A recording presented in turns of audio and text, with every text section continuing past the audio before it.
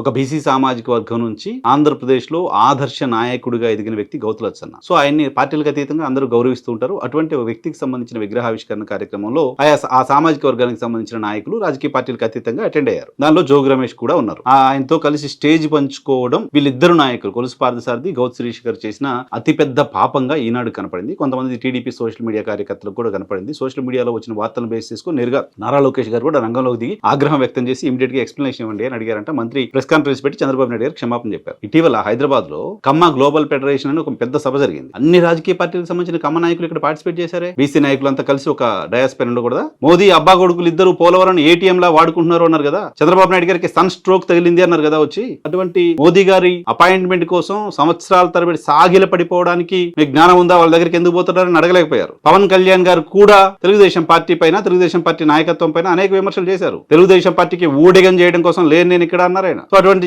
పవన్ కళ్యాణ్ గారు హోటల్లో ఉంటే చంద్రబాబు నాయుడు గారు లాంటి వ్యక్తి వెళ్ళి ఆయన కలిసి రావడానికి కూడా ఆ జ్ఞానం ఉందా లేదని అడగరు.